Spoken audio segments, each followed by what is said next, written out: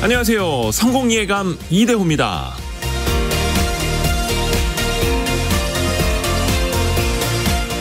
인간은 도전하는 동물이라고 하죠.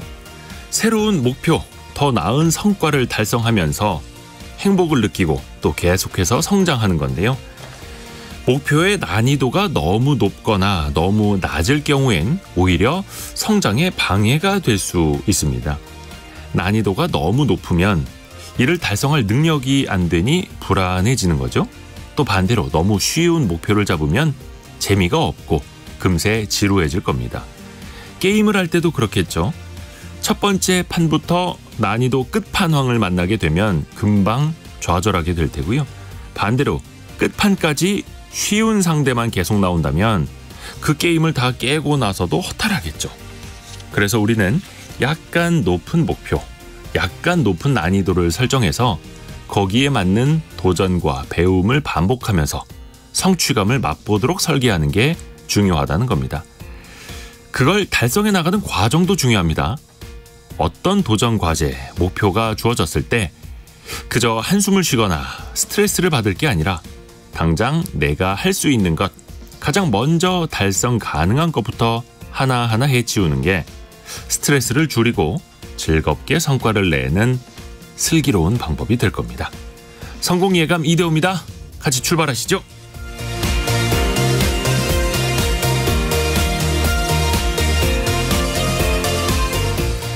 안녕하세요. 이대호입니다. 오늘은 2024년 1월 9일 화요일 오전 9시 7분 지나가고 있습니다. 오늘 화요일이니까 원탁의 기자들 K 함께 만나시는 날이죠. 두 가지 주제로 저희가 토론을 하는데 최근에 워크아웃을 신청한 태영건설에 대해서 정말 많은 뉴스가 쏟아지고 있습니다. 태영그룹이 안팎에 좀 비난도 받다가 이제는 태영건설에 투입하는 지원 금액을 더 늘리겠다 이렇게 또 오너 일가가 밝히기도 했었고요. 워크아웃 결정까지 이틀 앞으로 다가왔는데요. 이 기로에 선 태영건설의 운명 같이 한번 논의해 보시죠.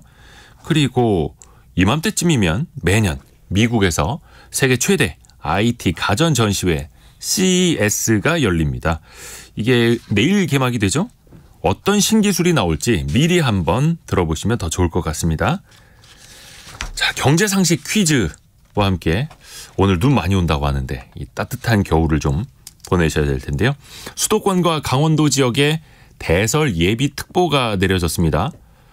오전 중에는 중부 지역에 눈이 많이 내린다고 하고요. 또 오후에는 전국으로 확대된다고 하니까요. 특히 교통안전에 유의하시길 바라겠고요.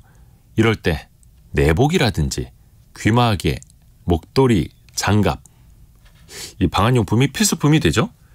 그런가 하면 이걸 찾는 사람도 늘어나는 것 같습니다. 지난해 12월에 그러니까 지난달에 갑자기 많이 추워졌잖아요. 한 편의점에서 이것 매출이 1000% 이상 뛰었다고 하네요. 주머니 안에 넣어놓으면 따뜻해지는 것. 그리고 이 안에 쇳가루 같은 게 이제 들어있죠. 그래서 막 이렇게 흔들면 안에서 금세 따뜻한 기운이 올라오게 됩니다. 일회용 손난로라고도 부르는 이 두 글자. 요거 역시 좀 외래어기는 한데 우리가 이 두 글자로 더 많이 부르게 되죠. 손난로보다는 요즘에 이 두 글자로 더 많이 부르는 것 같습니다. 이게 호빵이라고 방금 누가 또 보내주셨는데 예. 호빵은 아니고 짧은 문자 50원, 긴 문자 100원이 되는 샵 9730으로 참여해 주시면 되고요. 저희가 추첨을 통해서 커피와 케이크 쿠폰을 보내드립니다. 커피 쿠폰과 케이크 쿠폰까지 저희가 드린다라는 건 어디선가 어떤 라디오를 듣고 계시느냐고 물어보는 전화가 올 수도 있다라는 겁니다. 예, 성공예감 이대호입니다. 라고 꼭 기억해 주시면 감사하겠습니다. KBS 콩과 유튜브를 통해서도 저희 스튜디오 함께 하실 수 있습니다. 성공예감 이대호입니다. 자주 검색하시면 성공이 가까워집니다.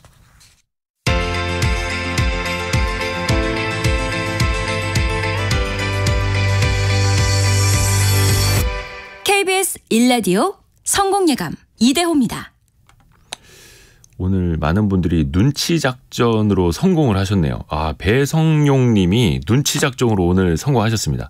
배성용 님이 여러 오답 많이 보내주시는데 오늘은 막 던지셨는데 맞았어요. 이런 날도 있어야죠. 자, 참 좋은 경제연구소 이인철 소장과 함께 오늘의 경제 뉴스 들어보시죠. 안녕하세요. 네, 안녕하세요. 밤사이에 미국 증시가 크게 반등했더라고요. 그렇습니다. 뉴욕 증시가 기술주를 중심으로 일제히 상승했습니다. 특히 나스닥 지수는 2.2%나 급등을 했고요. 대형지수지 S&P 500 지수가 1.4% 넘게 올랐습니다. 다우지수 장중 내내 약세였거든요. 강세로 돌아섰습니다. 0.58% 뛰었습니다. 오늘은 이렇다 할 지표 발표 없이 개별 종목 장세였어요. 다우에 편입된 보잉. 보잉사가 최근에 이제 이륙 이후에 여객기 동체 구멍이 나는 사고가 발생을 했거든요. 그렇죠. 그 작은 문이 그냥 떨어져 나가버리는. 맞습니다. 이 기종의 운항이 좀 금지될 것이라는 소식에 오늘 8% 넘게 떨어졌습니다. 그런데 애플과 엔비디아가 또 날개를 달았는데요. 애플이 비전 프로 헤드셋을 오는 2월에 출시하겠다라고 밝히면서 2% 넘게 올랐고요. 네. 또 엔비디아는 중국용 반도체 칩의 대량 생산을 오늘 2분기부터 시작하겠다라고 밝혀서 6% 넘게 올라 사상 최고치를 갈아치웠습니다. 사실 이번 주는 이 투자자들은 이제 경제 지표, 특히나 물가 지표입니다. CPI와 이제 생산자 물가 지수 PPI, 인플레이션 지표에 주목을 하고 있고요. 네. 대형 은행주들 중심으로 또 분기 실적 발표가 예고가 돼 있는데 지금 최근 들어서 미 연준이 올해 금리 인하 기대감이 다소 과도하다라는 우려를 표명하고 있는 만큼 이런 물가 지표에 따라서 향후 통화정책 방향을 가늠할 것으로 보이고요. 또 오늘 하나 특징적인 게 국제 유가가 4% 넘게 떨어졌습니다. 네. 사우디가 원유 공급 단가를 인하하겠다라고 밝히니까 2월 인도분 서부 텍사스산 중진류의 경우는 배럴당 70달러 선을 턱걸이했습니다. 그리고 어제 코스피 기관 팔자세로 250선대 2560선대까지 밀렸는데요. 오늘은 두 자릿수 넘게 상승 출발하고 있습니다. 코스피가 25포인트 넘게 올라서 2593, 코스닥도 9포인트 넘게 올랐습니다. 889로 출발을 하고 있습니다. 네, 오늘 국내 증시도 힘차게 또 출발을 하고 있고요. 그리고 신용대출 같은 거 갈아타는 대환대출 플랫폼이 이제 많이 등장을 했잖아요. 이제는 주택담보대출도 갈아타기가 시작이 되네요. 그렇습니다. 사실 지난해 5월부터입니다. 온라인 대환대출 서비스가 시작이 됐어요. 그런데 네. 그동안은 이른바 이제 신용대출, 마이너스 통장대출만 이제 저금리로 갈아타기가 가능했는데 실적이 나쁘지 않았습니다. 그동안 보니까 한 10만여 명, 10만 한 3천여 명이 신용대출 갈아타기에 성공을 했는데 평균 대출금리가 약 1.6%포인트 가까이 하락했습니다. 자, 올해부터는 신용대출뿐 아니라 이제 주택담보대출, 전세대출까지 대환대출 서비스가 확대가 되는데 당장 오늘부터는 오늘 9시부터 아파트 주택담보대출이 대환대출 서비스를 시작하고요. 또 오는 31일부터는 전세대출도 가능합니다. 국내 이제 신용대출 시장이 연간 한 250조 원 규모고 주택담보대출은 한 1,049조 원에 달하기 때문에 한 4배 이상 큰 시장이 열리는 겁니다. 이러다 보니까 이제 소비자를 유치하기 위해서 금융사 간 금리 경쟁이 좀 더 치열해지게 되면 이자 부담이 좀 더 완화될 것으로는 보입니다. 다만 갈아타실 때 2년 이내라면 은행권 중도상환 수수료는 잔존 기간 대비 좀 물어야 하는 이제 불이익은 있습니다. 네. 그리고 이게 종류별로 다 되는 건가요? 모든 주택담보대출이 다 되는 건 아니고 좀 조건도 있다고요? 조건이 상당히 좀 까다롭습니다. 일단 대환대출을 이용하기 위해서는 이제 KB 부동산 시세와 같이 시세 조회가 가능한 아파트 담보로 10억 원 이하입니다.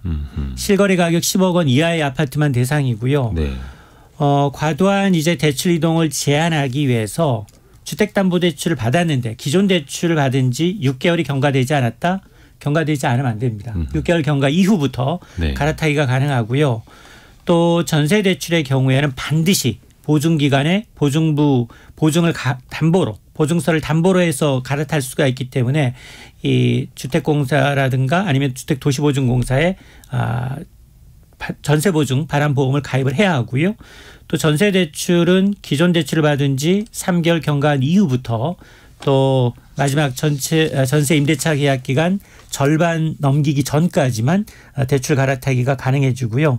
또 안 되는 게 또 있습니다. 이 연체 상태인 대출, 또 법적 분쟁 상태인 대출은 대환이 불가능하고요. 또 정부의 정책 금융 상품이 있습니다. 이 고정금리거든요, 원래. 네. 그리고 이제 중도금 집단 대출도 갈아타실 수가 없고, 또 이제 대환 대출할 경우에 증액도 안 됩니다.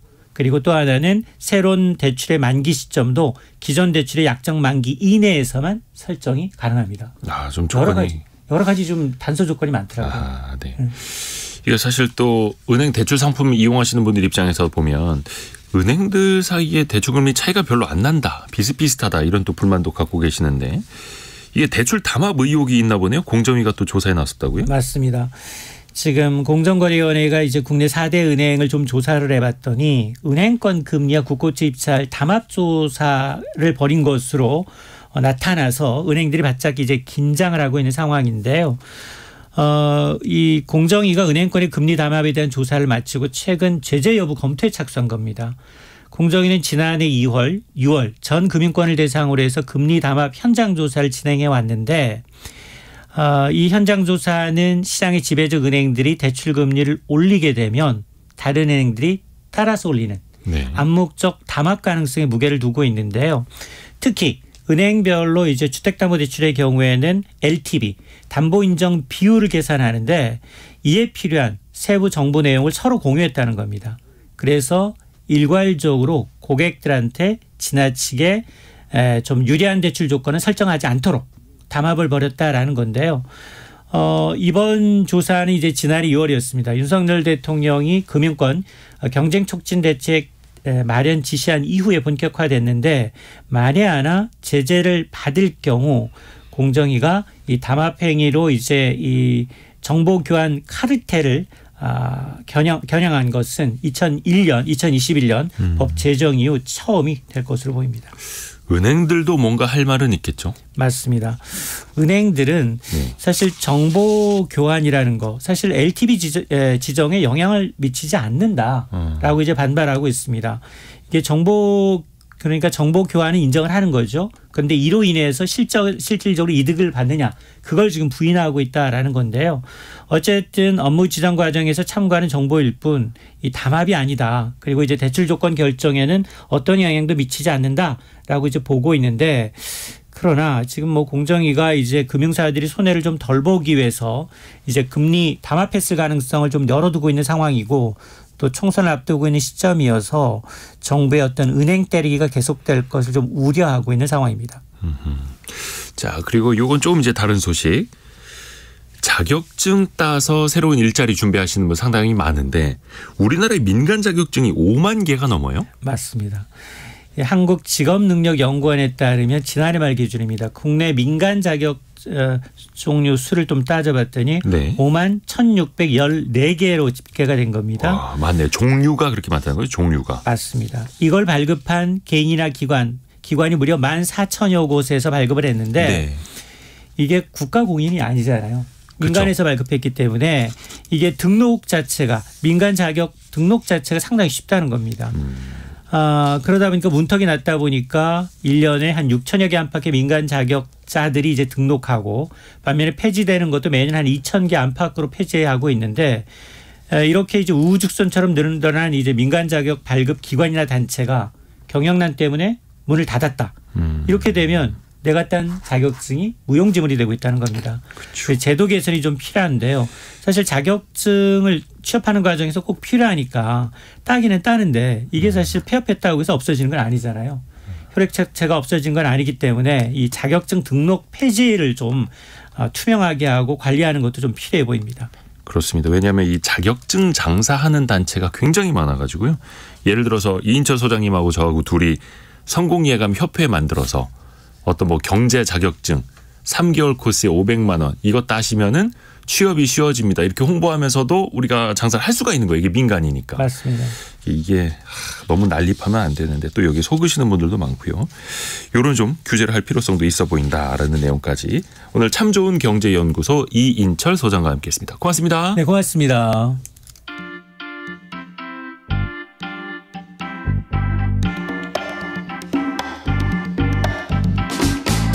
지금 여러분께서는 KBS 일라디오 성공예감 2대 호입니다를 듣고 계십니다. 참여해주신 여러분께는 추첨을 통해 아름다운 식탁 창조 주비푸드에서 자연에서 갈아 만든 생와사비를, 쉽고 빠른 판촉물 제작 시너지 기프트에서 LED 무드 등 스탠드를, 그리고 성공예감에서 준비한 커피 쿠폰을 보내드립니다. 당첨자는 성공예감 이데오입니다. 홈페이지에서 확인하세요. 자, 원탁의 기자들 K와 함께 뜨거운 토론으로 몰입해 보시죠. KBS 서영민, 김준범, 장혁진 기자 함께합니다. 안녕하세요. 안녕하세요. 장혁진 기자님은 최근에 머니올라 진행 맡으셨어요? 그렇습니다. 저희 KBS 유튜브 채널인데 네. 뭐 이게 진행을 하고 있습니다. KBS에서 네. 구독자 수가 가장 많은 편에 속하는 서브 채널입니다. 40만 명이 넘어요. 와이스트릿보다 많습니다. 특히 머니올라는 이제 경제 네, 분야 그렇죠. 집중적으로 하는 거죠. 꼭 경제만 하지는 않더라고요. 네. 재밌는 많은 컨텐츠가 있더라고요. 얼마 전에- 고려 거란 전쟁 좋아하시잖아요. 네네네. 관련해서 재미있는 얘기도 네. 안에 많습니다. 저희 채널이랑 너무 겹치는데. 하셨어요? 고려 거란 전쟁도요? 우선은 저희가 첫 번째 이슈로 다룰 게 태형건설의 워크아웃 문제입니다. 가장 지금 그러니까 부동산 PF 때문에 건설사에 대한 우려도 가장 높고, 그래도 어느 정도 규모가 큰 건설사 중에서는 태형건설이 상징적으로 지금 워크아웃을 신청한 상황인데요. 근데 일단 잡음이 굉장히 많았습니다. 네. 맞아요. 저희 태형건설 얘기는 이미 작년 연말에 28일 날 워크아웃 신청했기 때문에 예. 사실 지금 거의 한 열흘이 넘어가는 상황인데, 근데 그 중간에 이게 워크아웃이 제대로 돌아갈 수 있겠느냐를 가늠하는 몇 가지 사건들이 일어나면서, 근데 네. 그 사건들이 태형이 진심인가 하는 생각을 들게 만드는 사건들이 일어나면서 좀 어려워졌는데, 이제 좀 정리가 되는 가닥이 잡히는 것 같긴 한데, 우선은 일단 그 자구 노력을 얼마나 하느냐라는 양의 문제도 있는데, 자구 노력을 하겠다고 했던 부분들을 이행하느냐. 그러니까 자구 노력을 하겠다는 것이 태형그룹이 뭐 많지 않습니다. 계열사가 뭐 몇 가지 뭐 사일로 회사도 있고 뭐 에코 산업 하는 회사도 있고 SBS 계열사들이 여럿 있고, 그러니까 건설, 환경, 미디어 이렇게 나뉘어져 있죠. 근데 미디어를 제외하고는 어느 정도 다 정리하겠다는 취지는 있는 것 같아요, 지금. 근데 그 정리하겠다고 하면서 태형 인더스트리 같은 것들 매각을 하고 난 뒤에 대금을 이 환경을 좀 좋게 만드는 데 쓰겠다라고 했는데, 그 돈을 이상하게 썼다라는 얘기가 많이 불거졌었죠. 우선은 그 매각 대금이 그 아들, 딸 그리고 명예회장님 이렇게 세 명, 그 회사 이렇게 세 부분으로 쪼개져서 그 분배가 됐는데, 그 중에 상당 부분을 따님의 재산을 제외한 대부분을 태형건설 사태를 해결하는 데 쓰겠다고 했는데, 나중에 알고 보니까 태형건설 사태가 아니고 TY홀딩스 지주회사의 연대 보증을 선 부분들을 해소하겠다고 말을 하면서, 그럼 그건 태형건설 채권자들이 보기에는 홀딩스, 그러니까 이 회사 지주회사를 살리는 데 돈을 쓰는 거지, 그게 어떻게 태형건설 문제를 해결하는 거냐라는 생각을 하면서 채권자들이 반발을 했었고, 동시에 정부에서 자기 살을 깎는 노력이 아니고 남의 살을 깎는 노력만 하는 것 아니냐라는 일침을 곳곳에서 했습니다. 그러면서 결국 압박을 받으면서 태형건설이 지금은 그 자금들 약속했던 1,500억 상당을 태형건설에 넣었다. 뭐 이렇게 말하면서 일단락이 되어가는 순간이 있기는 합니다. 이게 매일매일 기자. 매일매일 뉴스에 살이 붙고, 좀 제 생각에는, 제가 볼 때는 사안의 크기에 비해서 좀 더 과대하게 요란하게 전개되는 측면이 있는데, 저는 요란하게 전개되는 측면의 이유는 정부가 요란하게 끌고 가고 있기 때문에 요란해지는 것 같아요. 그래요? 그러니까 사실 이제 태형건설이라는 회사가 뭐 어떻게 뭐 크다면 크고 작다면 작은 기업이지만, 건설사 16위고요. 시가총액 1,300억 정도밖에 안 되는, 물론 많이 빠져서 그렇게 된 겁니다만은, 한때 뭐 한 900억 뭐 요 정도까지 그렇게 떨어졌었죠. 큰 회사는 아니에요. 네. 근데 지금 이제 큰 회사의 워크아웃을 가지고 어제도 이제 소위 말하는 경제 4대 수장, 기획재정부, 금융위, 금감원, 한국은행, F4라고 자칭하는 그 네 분이 이번 주에도 모였고 지난주에도 모였고 계속 대책회의를 한단 말이에요. 나오면서 나오는 이런 식으로 하면 워크아웃 힘들다. 이런 식으로 하면 워크아웃 개시 안 될 수도 있다라고 해서 경고를 준단 말이에요. 근데 그거는 뒤집어서 얘기하면 보통 우리가 아이들한테도 너 이번에 시험 못 보면 아이패드 안 사줘. 너 이번에 시험 못 보면 스마트폰 없어. 라고 하는 거는 사줄 건데 그러니까 너가 최소한 좀 성의를 보여야 되지 않느냐. 그쵸. 사실 안 사줄 거면 말 안 하고 안 사주면 되죠. 네. 그러니까 워크아웃 개시 결정 안 할 거면 그냥 개시 안 하면 되는 거예요. 네. 근데 이제 지금 정부가 여러 가지 뭐 판단, 좋게 말하면 여러 가지 종합적 판단, 조금 나쁘게 말하면 정무적 판단을 섞어서 어떻게든 이 사건을 순조롭게 끌고 가려면 워크아웃이 개시가 돼야 하는데 정부가 보기에 설정한 최소한의 자구 내력이 한 10 정도 된다면 태형건설의 그 총수 일가가 내놓는 자구내력이 거기에 못 미치기 때문에 계속 신호를 주니까 시끄러워지는 거예요. 근데 워크아웃 신청하는 총수 일가가 처음부터 완벽한 자구 내력을 낸 기업은 어디도 없습니다. 맞아요. 그 뭐 다 그랬어요. 항상 몇 번 이제 예. 혼나고 나서야 예. 제대로 된 계획서를 가져오죠. 그럼 그냥 워크아웃 그럼 그렇게 할 거야? 그럼 우리 법정 관리에 가버리면 되는 건데 네. 안 가려고 하니까 태양이 눈치 없이 자꾸 그러니까 이제 그 군말들이 나오는 거죠. 네. 워크아웃 제도가 자격증자. 워낙 강력하기 때문에 네. 또 관의 영향력이 셀 수밖에 없어요. 이런 그렇죠. 기업 구조조정 촉진법, 이제 기촉법에 근거해서 우리나라 이제 워크아웃 제도가 돌아가는데 네. 이렇게 법에 근거해서 가는 경우도 그게 뭐 세계적으로 많지는 않다고 하더라고요. 그리고 이제 기초법에 근거로 해서 하는 게 우리나라가 원래 IMF 때 워낙 어려운 회사들이 많았으니까 그때부터 이제 유래가 돼서 이제 굴러오기 시작했는데 네. 결과적으로 이제 워낙 이제 강력한 제도기 때문에 왜냐하면 뭐 채권단이 뭐 이런 이제 뭐 그 채권 행사를 그 회수를 안 해도 네. 뭐 배임으로 처벌받지 않게 하는 아. 그런 근거를 주니까 굉장히 이제 강력하거든요. 또 신규 자금도 지원해 줄 수 있고 그래서 결과적으로 뭐 대마불사 이런 제도의 성격이 불가피한데 뭐 계속 결과적으로는 이제 관의 영향력이 이제 커질 수밖에 없는 그런 부분이 있죠. 그렇죠. 그 기업 구조조정 촉진법이라는 게 사실은 항상 3년 한시법으로 네. 도입이 되다가 연장이 되고 이 법을 없앱시다. 민간에서 자율적으로 하게끔 놔둡시다 하면은 항상 그때쯤 문제가 터지니까 이 법이 또 연장이 되고 그러면서 한 6번 이상 이 기촉법이라는 게 연장이 되어 왔는데요. 그만큼 기업 구조조정이 때 되면은 또 이제 필요하다라고 또 볼 수 있을 테고요. 은행 입장에서는 또 추가로 돈을 빌려줘야 하는데 이 법이 있어야만 또 면책도 받을 수 있으니까 양면이 좀 있습니다. 그러면 어떻게 태형건설의 개선 계획이 이제 좀 제대로 만들어진 겁니까? 왜냐하면은 내일 모레 채권단이 모여서 태형건설의 워크아웃을 받아줄지 말지 결정하게 되잖아요. 오늘 아침에 그 은행연합회에서 신년 금융현황 간담회가 열렸는데 네. 이복현 원장이 뭐 이제 채권단에 이제 비조치 의견서 발급을 해주겠다. 그러면서 좀 워크아웃에 좀 힘을 실어주는 듯한 발언들을 좀 남겼어요. 비조치 의견서라는 건 그렇죠. 태형건설을 지원하더라도 뭐 문제 삼지 않겠다 이런. 그렇죠. 채권단이 뭐 그냥 이제 냅두더라도 나중에 문제 생기지 않도록 하겠다. 그런 거죠. 그러니까 좀 더 사실 이제 금융권이 적극적으로 움직일 예. 수 있게끔. 예, 그 워크아웃이라는 게 그런 거잖아요. 아주 쉽게 얘기하면 돈을 빌려준 금융기관이 지금 돈을 돌려받을 때가 됐는데 네. 봐주겠다는 거 아닙니까? 대신 너희가 좀 열심히 해서 살아오면 그땐 우리에게 돈 돌려주면 되지 않느냐. 그러면 이제 이 기업이 과연 앞으로 계속적으로 영업해서 회생할 가능성이 있느냐.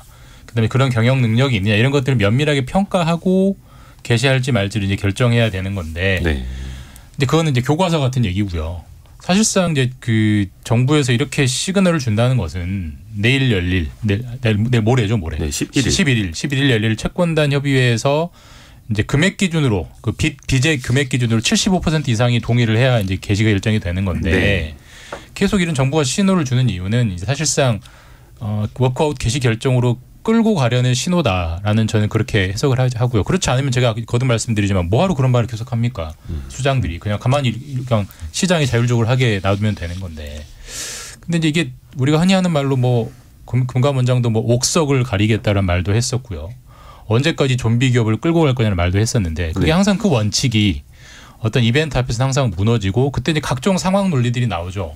지금은 뭐 고용 문제라기보다는 이제 건설사는 수주 산업이 있고 하청 산업이기 때문에 굉장히 많은 하청 업체들에게 일감을 주죠. 우리가 아파트를 지으면 뭐 창고 공사하는 업체, 미장 공사하는 업체, 뭐 배관 공사하는 업체 하청을 주고 그 하청에게 일을 시키고 태영이 돈을 줘야 하는데 지금 여기서 만약에 법정 관리로 들어가 버리면 그 기업들이 돈을 못 받게 되고 다 묶여버린단 말이에요. 결국 그 기업들은 아주 거칠게 얘기해서 큰 은행들이야 뭐 빚을 못 받아도 돈이 많으니까 결손 차렸고 그냥 좀 아쉬운 거지만 그런 하청업체들은 중소기업이기 때문에 그렇죠. 그 돈을 못 받으면 그 회사가 망할 수도 있는 거거든요. 그렇죠. 그런 업계들이 수백 개니까 그런 업체들이 살려야 된다. 이런 상황 논리들이 나오면서 아무래도 워크아웃 개시 결정 쪽으로 계속 유도하고 그렇게 되면 이제 이틀 남았는데 이틀 동안 태영이 소위 말해서 눈치 있게 좀 뭔가 자구 대책을 좀 내놓으면 제가 볼 때는 숙제를 했다라고 하고 이제 게시하는 쪽으로 가지 않을까 그렇게 생각됩니다. 물론 제 예상입니다. 네. 남은 건 한 두 가지 같습니다. 네. 하나는 당연히 앞으로 좀 더 자구책을 더 내라고 했어요. 근데 그 자구책을 낸 것 같기도 해요. 근데 그 내용이 무엇인지가 아직 정확하게는 안 나오는데 요 자구책 추가 자구책 부분이 하나 남아 있습니다. 네. 나머지 하나는 11일 날 이틀 뒤에 그 채권단 회의에서 75%를 달성하느냐. 요 두 가지 문제가 있는데 일단 75% 달성하느냐는 나중에 또 좀 얘기는 하겠지만 이게 아주 쉽지는 않을 겁니다. 왜냐하면 아시아나 같은 경우에는 그 뭐 완전히 같은 절차는 아니지만 어쨌든 아시아나는 산업은행의 지분도 꽤 많고 은행권 지분도 꽤 많은데 근데 태영은 좀 다릅니다. 건설사라 그런 것도 있고 사업이 진행 단계가 매우 다양해서 그 빚을 진 주체도 매우 다양해서 그렇기도 한데 산업은행 지분이 한 3% 정도밖에 안 된다고 합니다.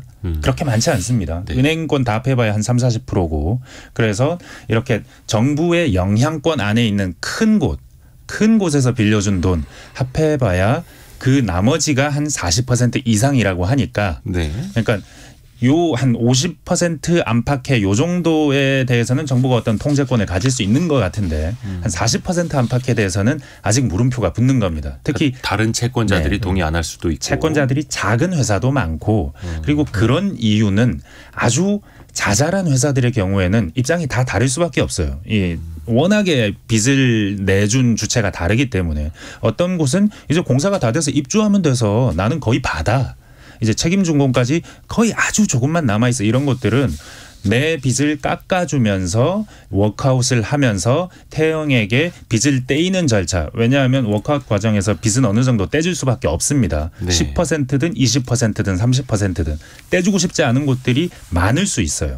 상황에 따라서 그 문제가 하나 있고 다른 하나는 자구책입니다. 지금 뭐 태영건설을 제외하고 블루원 에코비트, 태영인더스트리, 평택사이로 이런 것들 다 정리하겠다고 했거나 지분을 담보로 대출하겠다고는 했는데 그거 부족하다는 겁니다. 그거 해봐야 지금 우발 채무 규모가 한 2조 원이 넘고 현금으로도 한 1조 이상이 필요한데 어떻게 마련할 거냐. 근데 뭐 에코비트 관련해서도 이걸 어떻게 현금화할 거냐의 문제도 남는 것이고 돈이 필요한데 계속해서 채권단에서 요구하는 것은 SBS와 관련한 무엇을 내라. 이걸 주식을 담보로 해서 대출을 받는 것이 그 채권단의 요구에 들어가는지 모르겠는데 정리하라는 얘기도 언론을 통해서 자주 나왔었습니다.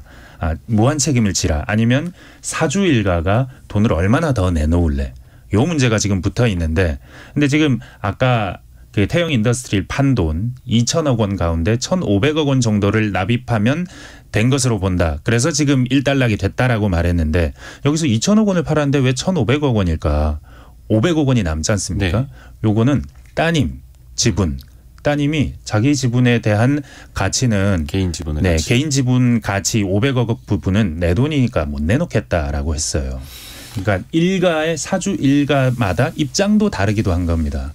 이게 참 애매모호한 게 이제 주식회사니까 본인이 보유한 주식의 가치만큼만 비례적으로 이른바 유한 책임을 지는 거지 않습니까? 근데 사실 정성적으로 보면 원체 대주주 일가는 사실상 구조조정 과정 회사가 망할 정도로 예를 들어서 580여 개의 협력사가 도산 위기에 처해 있고 이런 상황에서는 대주주 일가라면 무한 책임을 져야 하는 것 아니야라는 게 또 국민 정서 아니면 이제 금융당국이 유도하는 방향이기도 하고요. 그래서 좀 오너가들이 이번에 좀 사제 출연을 해야 한다는 얘기들이 나오는 또 이유이기도 한데요. 네.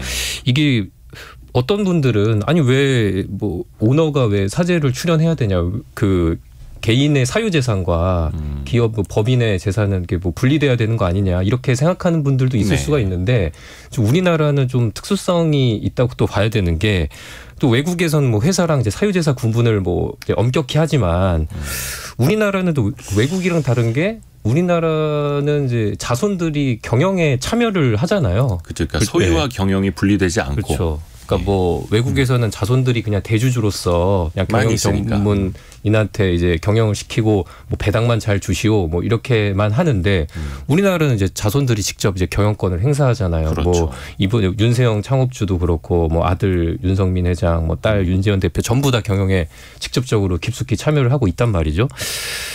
그래서 또 뭐 우리 기업들은 이런 이제 또 회사 지배 구조를 가족에게 좀 유리하게 하는 경우들도 간혹 있기 때문에 좀 가족의 책임을 좀 더 중요하게 여기는 현상이 있고 그래서 아마 이제 채권단에서도 사제 출연을 요구하는 그렇죠. 것 같고요.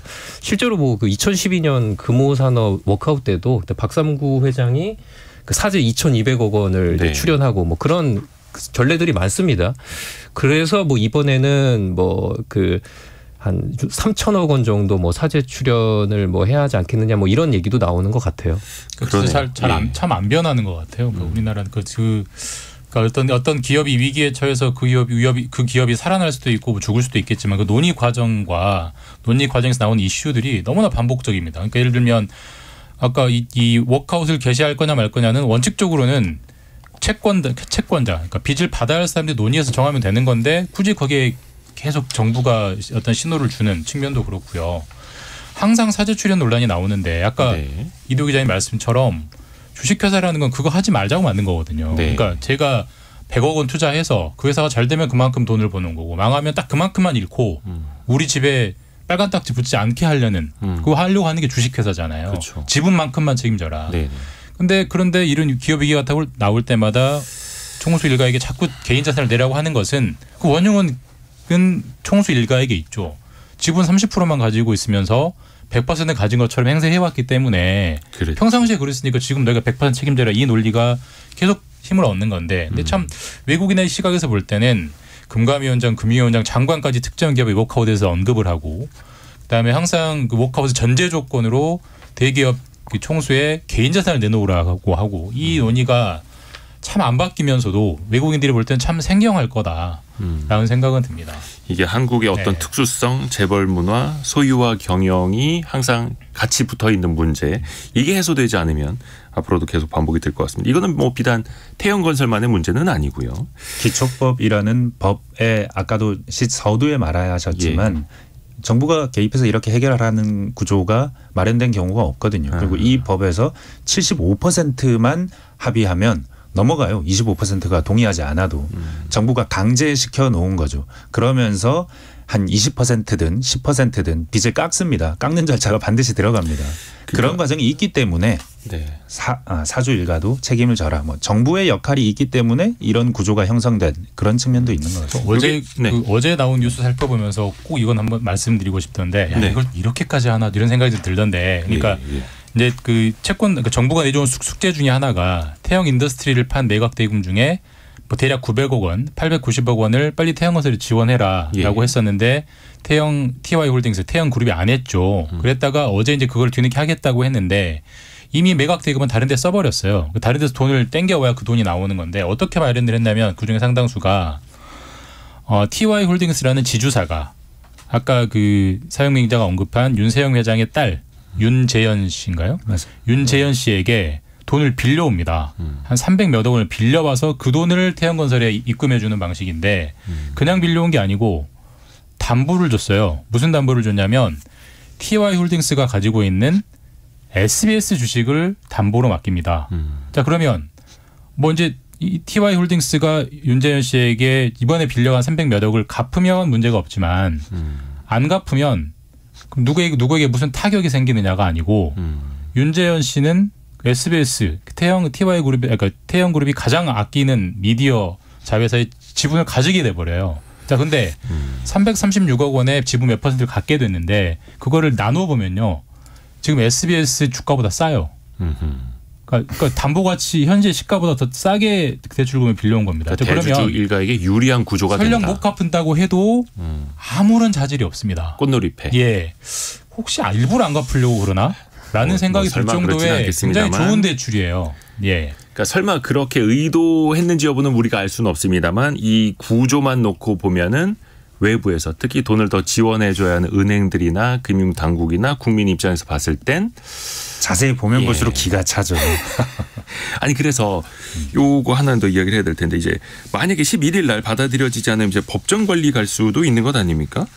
이 가능성을 한번 좀 이야기를 해볼까요 마지막으로? 일단은 법정 관리 가능성은 높지 않을 것 같습니다. 제 생각에는 법정 관리로 가면 온갖 그 하청업체들 돈 받아야 될 곳들이 멈추고 공사도 멈추고 지금 태영이 하는 산업들이 일단은 멈춘다고 봐야 되고 왜냐하면 파산을 해도 되는지 법원이 판단하는 데까지만도 한 1년 정도 걸릴 거거든요. 네. 판단까지만 그러니까 그 뒤에 절차는 어떻겠습니까?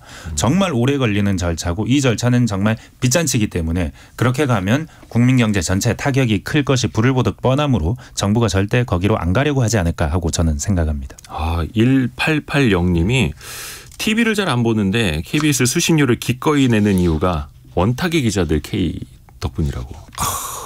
1880님. 아니, 저희가 이제 케이크 쿠폰 드리거든요. 자, 저희가 경제상식 퀴즈 한 번 더 내드리겠습니다. 겨울철에 시린 손을 따뜻하게 데워주는 이 제품입니다.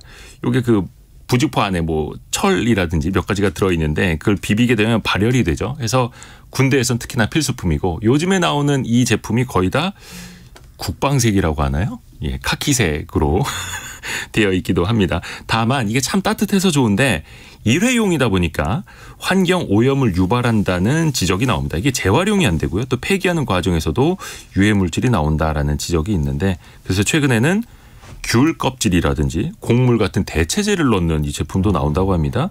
또 배터리가 들어있는 충전식 전기 손난로도 등장을 하고 있죠. 자, 뜨거운 손난로라고도 부르는데 저희가 외래어로 두 글자, 이 편의점에서 요 두 글자로 이제 많이 팔고 있지 않습니까? 그 두 글자를 맞춰주시면 되고요.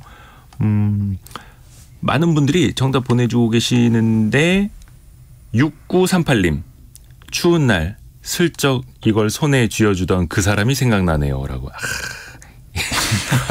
갑자기 예 감상에 젖으셨습니다. 기혼이실 것 같은 낭만적이네요. 다른 사람? 네.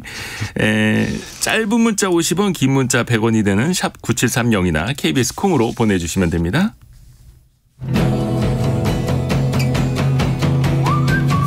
오늘의 움직임에 주목하고 세상의 흐름을 놓치지 않습니다.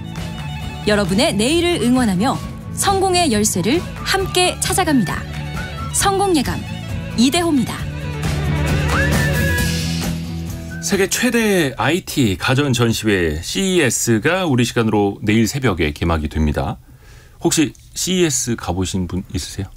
가보고 싶습니다. 저도 가보고 싶습니다. 한 명도 가본 적이 없는데. 가보고 싶은데 이게 또 미국 거의 라스베이거스에서 네. 또 출장 이게 기간도 엄청 길게 걸리다 보니까 참 큰 행사기는 한데 시간이 또 오래 걸리기도 합니다. 우리가 미리 좀 맛보기로 볼 만한 것들이 있을까요? 이게 우리 시간으로 어제죠.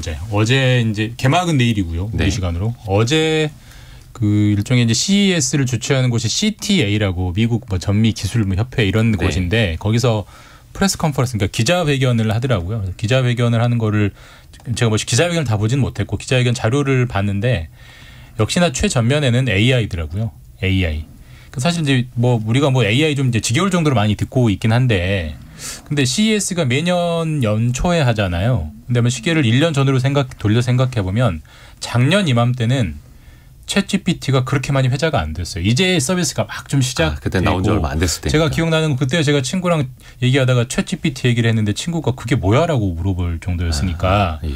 근데 어쨌든 지난 1년 동안 엄청나게 많이 회자가 되지 않았습니까? 그렇죠. 그러니까 이렇게 생성형 AI, 거대 AI가 대중의 인식 속에 확 박힌 뒤로 열리는 첫 CES이기 때문에 거기서도 이제 그 프로모션을 위해서 AI를 굉장히 많이 앞세우고 있고 이 주최 쪽에서도 AI라는 단어를 계속 화두로 꺼내더라고요. 실제로 뭐 이번에도 여러 가지 그 기업 제품들 여러 가지 기업들이 여러 가지 제품 내 보이겠지만 저도 가장 관심 가는 게 이제 온 디바이스 AI 그게 많이 이제 키워드가 될 거다라고 하더라고요. 보통 이제 우리가 AI라고 하면 챗GPT나 뭐 구글 바드처럼 엄청난 서버 모델을 가지고 있고 그게 엄청난 양의 데이터를 학습해서 클라우드로 실시간 소통을 하면서 뭔가 되는 통신을 그러니까 통해서 우리가 뭐 좀 뭔가 좀 엄청난 거를 생각하지만 꼭 AI가 그것만이 아니고 우리 핸드폰에도 들어오고 우리 컴퓨터 키보드에도 들어오고 우리 자동차에도 그러니까 각 기기에 좀 간소한 AI들이 들어와서 그 기기에 필요한 것만 해주는 AI 기능들이 이제 많이 이번에 탑재된 시제품들이 나올 거고 실제로 삼성이 최초로 뭐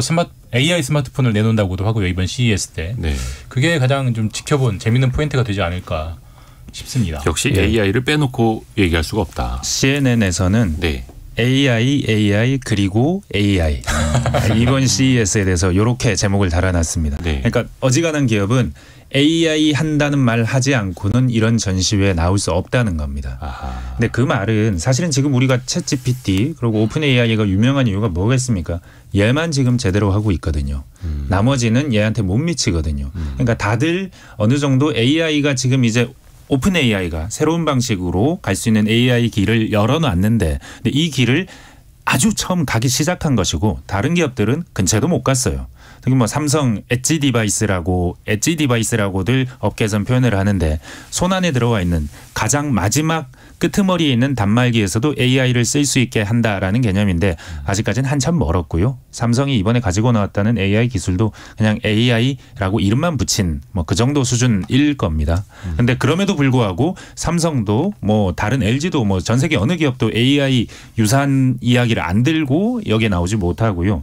근데 그 가운데 마지막 그 말단 디바이스 그러니까 기계 스마트폰 지금은 스마트폰이 그 대상인 것 같지만 아닐 것 같다는 생각들이 많습니다. 그전에 PC 시대 네. 그다음에 노트북 쓰던 시대 스마트폰 쓰던 시대 다음 시대는 무엇이냐. 오픈 AI가 그 샘 엘트만 이분이 오픈 AI의 CEO이기도 하지만 다른 이런 디바이스 회사에도 투자를 많이 합니다. 네. 그중에 주목할 만한 게 휴메인이라는 회사가 있습니다. 그 회사가 이렇게 옷핀처럼 여기 티셔츠 앞에 꽂으면 네. 카메라가 달려있는데 이 카메라가 앞을 보고 저게 뭔지 설명해 주는 겁니다. 아니면 앞에 있는 사람과 대화를 할 때 통역을 해주거나 그런 조그마한 기계를 만들었습니다. 이게 굉장히 좀 원시적인 기계 같아 보이기도 하는데 근데 이 기계가 카메라가 앞을 비추면 아니면 요리를 할 만한 뭔가 상품을 비추면 이건 이렇게 요리하면 됩니다라고 설명해 준다는 이런 종류의 디바이스도 나오고 다양한 종류의 AI를 활용해서 차세대의 기기는 무엇이냐 스마트폰 다음은 무엇이냐에 대해서 일단 많은 이야기들이 이 CES에 나올 겁니다. 이게 그때그때 트렌드가 달라지는데 작년 재작년에는 이 가전 IT 전시회에 자동차가 많이 나와서 그때는 이제 모빌리티, 자율주행 이게 핵심 테마였는데 이제는 AI를 빼놓고 생각할 수가 없는 첫째도 둘째도 셋째도 AI. 근데 우리 기업들도 잘 하고 있을까요? 이번에 우리나라 기업들이 차리는 전시관이 443개나 된다고 합니다. 그리고 또 혁신상도 많이 받았고요. 이 측면은 좀 어떻게 봐야 될까요? 기술 경쟁력 측면에서. 이번에도 이제 삼성이랑 LG가 참여를 했는데 네. 어제 뭐 방송 뉴스 같은 거 보니까 요새 뭐 누가 TV 봐 해도 결국 CES에서는 TV 디스플레이가 많이 주목을 받기는 하는 것 같더라고요. 네. 그래서 어제 공개된 거 보니까 투명 뭐 TV라고 해서 텔레비전이 투명한 거죠. 예, 그렇죠. 귀가 보이는 거죠. 예. 귀가. 예. 그래서 저도 봤는데 일반 가정집에서 쓰기엔 좀 무리 같다는 좀 조금 생각은 부담스럽긴 예. 한데. 근데 사실 이제 TV가 거실의 인테리어의 많은 부분을 차지하는 건 사실이거든요. 그렇죠. 왜냐면 우리가 대부분 거실에 인테리어 할 때 TV 위치 생각하고 그다음에 소파 놓고 그렇게 하잖아요.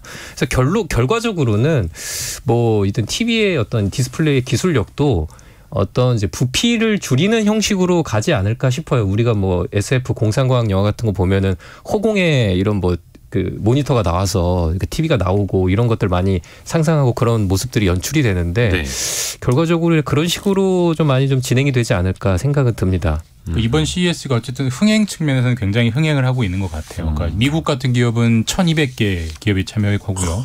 우리나라도 아까 말씀하신 대로 443개 기업 가장 네. 많이 참여하고 지금 미국, 중국 사이가 이렇게 안 좋은데 중국도 1,100개 기업이 참여하니까 어쨌든 기업들이 많이 모이고 새로운 제품들이 많이 나오면 눈길이 가잖아요. 네.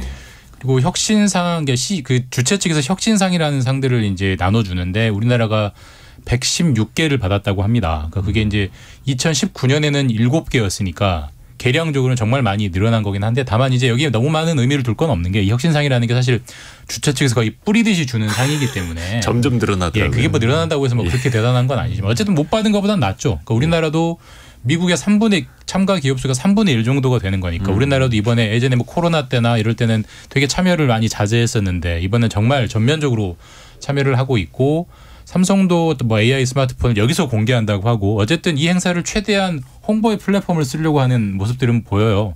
그러니까 올해 이제 최대한 많이 물건들을 팔아야 되니까 그런 새해 첫 벽두부터 좋은 프로모션 장으로 쓰려고 하는 의지들은 분명히 보입니다.